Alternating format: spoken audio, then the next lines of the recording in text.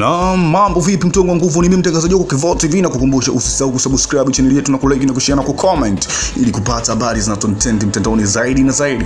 Bwana, historia kubwa inakuletea inamuongelea Selemani Mwalimu. Wengi tunajua bwana mtaalamu anajua sana mpira na ni fuadi mzuri sana ambaye anashinda na kila kitu, ana assist ambaye anaweza kukupa kila kitu uwanjani. Ni mchezaji ambaye ana uwezo wake binafsi na tunajua kabisa bara lake ni zito, na tunajua ana goli moja katika ligi kuu hapa Tanzania. Ni mtu ambaye anafanya vizuri sana na anajua kucheza na anajua afanye nini akiwa ndani ya uwanja. Ni mchezaji ambaye ana sifa zake pia. Ni mchezaji ametoka klabu kubwa, tunajua kabisa ametoka Wydad ndio akaja hapo Msimbazi. Kwa hiyo ni mtu ambaye anaweza kutoa chochote, na tunajua kabisa Simba ina mafuadi wengi sana, ina mafuadi wazuri ambao ni uwezo mkubwa sana. Sasa bwana, hapo kuna mambo mengi sana hapa kati. Tunajua kabisa pia Simba ina mtu anaitwa Mkwala. Mkwala pia ni fuadi mzuri ambaye ana misimu miwili sasa hivi hapo Msimbazi, ambaye anafanya vizuri naye pia.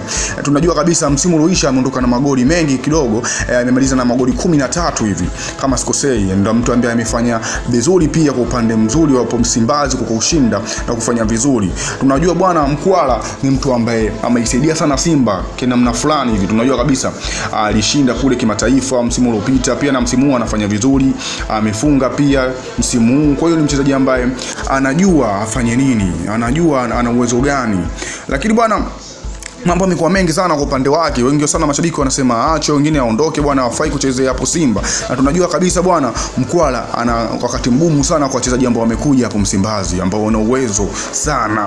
Kwa hiyo mambo yamekuwa ni mengi sana, itakuwaje? Na tunajua kabisa hapo Msimbazi kuna mtaalamu mzito sana ambaye anajua kushinda, anaitwa Soa. Ni mtu ambaye anajua sana soka na anajua sana mpira. Na tunajua kabisa kabla ya Simba alikuwa Singida Big Star, na kule Singida alikuwa anafanya makubwa sana, alikuwa anashinda ile noma.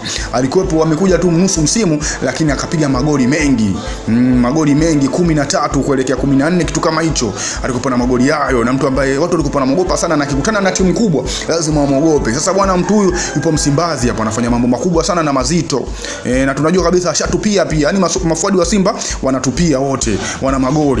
Itakuwaje kwa gombaniaji wao wa namba? Itakuwaje? Unajua wote wana uwezo, wote wanakuwa hatari. Unaviona kabisa mtu wangu, ni nani atachukua namba hapo? Ni nani atatikisa hapo Msimbazi? Maana namba imekuwa inagombaniwa sana. Tunajua kabisa namba moja hapo ataanza hapo, namba 9 atakuwa ni Soa, wa pili hapo atakuwa Selemani Mwalimu.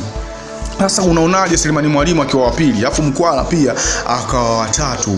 Unaona namba itakapokuwa inagombaniwa itakuwa ni moto kutia mbali. Lakini hapo mwenye namba kabisa anaanza kupata, tunajua kabisa ni Soa. Soa lazima aanze panga pangua, alafu ataufuata Selemani Mwalimu, atakuja mwingine, atakuja Mkwala.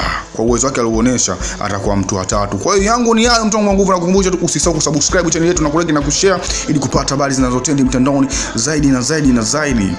Asante sana mtu wangu nguvu, yangu ni hayo.